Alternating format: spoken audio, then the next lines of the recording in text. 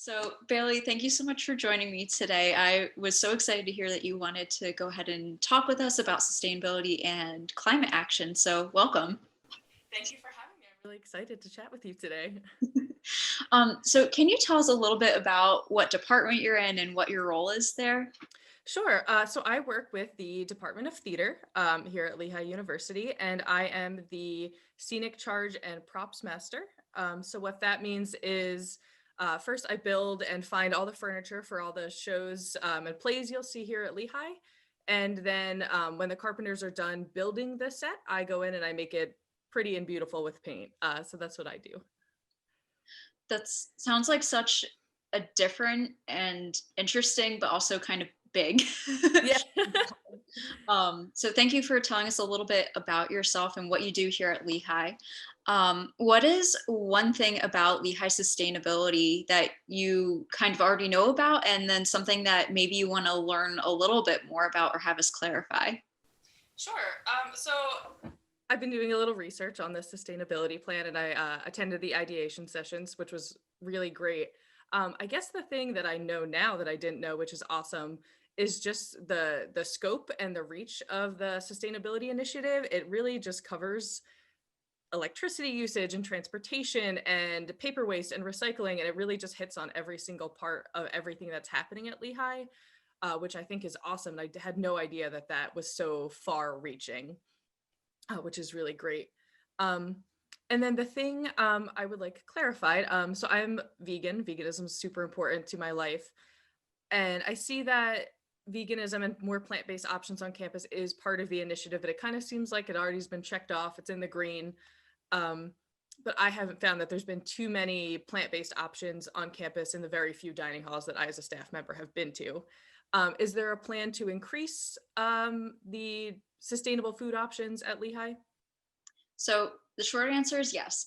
I know, like in this fall semester, Lehigh had achieved its goal of reaching 20% real food by 2020. So this was done through the Real Food Challenge, and real food is categorized as being local, fair, organic, or humane. And so we finally reached 20% in 2020, but that doesn't mean that the work there is done. I know that Lehigh Dining and the Office of Sustainability, Purchasing Services, we all want to continue to work together so that we can continue to improve upon and increase the amount and variety of sustainable food options that are available on campus. That's awesome. That's really great to hear. Thank Yeah, you. yeah, of course. So when you heard that Lehigh was embarking on, developing a climate action strategy to map out how Lehigh can become carbon neutral, like what came to mind? What does that mean for you? So I was really excited. Sustainability and all that is a huge part of my life. So to hear that an organization with as many resources that Lehigh University has was undertaking this, it was awesome. There's so many, the fact that we have a committee, that there's financial resources, that there's people who are dedicated to doing this, is really great. It makes me really hopeful for the future that big organizations are putting this at the top of the priority list. It's really exciting. An individual can do a lot, but there's only so much an individual can do without the backing of a big organization. So it's really great that this is something that's happening. Yeah, and that's really awesome to hear. And the fact that you bring up hope, I think, is something that means a lot to a lot of people right now, in terms of the pandemic and so many other things, including sustainability and climate action, climate change. So I do remember that you attended one of our ideation sessions that have already occurred. And if anyone is sort of thinking about going, but they're not really sure, like, can you maybe tell us a little bit about your experience with that today? Sure. Yeah. I thought it was really great. It was really informative. I love whenever sessions like those have breakout rooms and you can kind of talk to other people and get the juices flowing. Because sometimes when you're, a sustainability warrior, you feel a little alone in the battle. So knowing that other people are in it with you and they care and that they have these great ideas, you really feel like it's like the community is like coming together to do it. And the session had such great resources on what's happening in like a very clear, concise, easily digestible format that I thought was really great. And I loved the polls that were the live polls that were happening. I thought that was really useful to see, at least where, you know, like 20 of my other Lehigh community members are feeling on the scales. Yeah, we had a lot of fun like hosting the session, obviously, but it was really incredible to see how many people from different areas of Lehigh were coming together. And, some were students, some were faculty, a lot were staff, but they're all coming from different areas, which I think is a really incredible thing to see.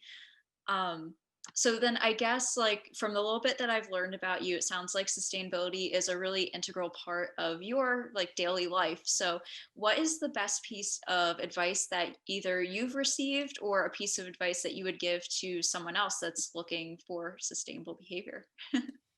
So I have two pieces of advice. One, you have to stay hopeful all the time, even when it seems like we're careening down towards this dystopia of like, you know, all the glaciers are melting, we're all going to be underwater soon.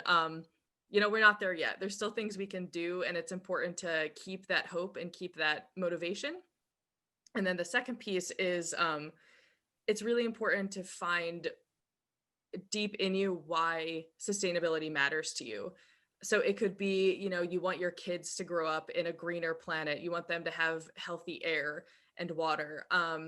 Or maybe you watched a documentary about like the mass extinctions of animal species that are happening and that really really got to you. Or, you know, maybe your favorite vacation spot's going to be underwater, or your neighborhood is filled with trash and you would like to see it not filled with trash. Or you're really concerned about disadvantaged people that are suffering from climate and environmental injustice. So whatever your motivation is, you really have to like hold on to it. And anytime things get a little dicey, or you know, even in I try to be very zero waste, and sometimes I'm like, man, this is kind of inconvenient to me. Um, you know, I have to like remind myself like this 3 minutes of inconvenience does not outweigh my motivation, my reasons for becoming sustainable in the first place. And to also, on that note too, to just be gentle with yourself. I face a lot of guilt about my contributions to climate change. So you know, you have to remember why you're doing it and do your best. But you know, if you mess up once, if you know, buy a roll of paper towels or something when you're trying to use all fabric paper towels, like be gentle with yourself. It's not a reason to give up the movement. So just keep reminding yourself of why you're doing it. Yeah, I love all three of those tidbits. Like certainly the hope piece. I view the why as kind of like your foundation. It's what's at your Mhm. core, and that's really important to like know and remind yourself of. But then the gentleness piece, I think, is really important as well because I'm sort of the mindset of like we can only do like what we can do in the moment, and with the knowledge that we currently have. So um, just doing what you can and striving to be better every single day in the way that you are able to, I think is really important. um, so I guess one of my last questions for you is what is your advice for us as to how we can engage others around Lehigh's community in the work that we're doing? I think the work that's happening is awesome. I feel like it's great that the sustainability committee is able to work on a macro scale, but I feel like people like to feel on an individual basis like what they're doing matters.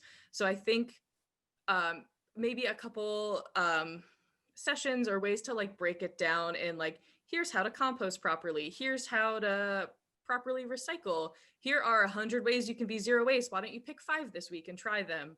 um, I think by making it achievable goals that people can check off on an individual level, that will at least get them interested in sustainability. And then once they start feeling and get the ball rolling a little bit, then you know, maybe there's incentive programs like the Be Well program. Maybe we can pair up with other departments like the Department of Theater and do some sort of festival about sustainability through, you know, plays or poetry or music or anything like that, just to get people interested in a format that they're used to of entertainment. So I think there's a lot of opportunity, but I feel like the biggest thing right now is to bring people into it, because as a community, we can do so much more than on an individual level. Absolutely, I 100% agree. And I love the idea of partnering with the theater department on something like this. So let's look into that for, Yeah. sure.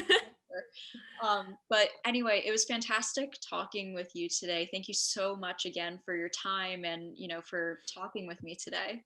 Yeah, thank you for having me. It was really fun.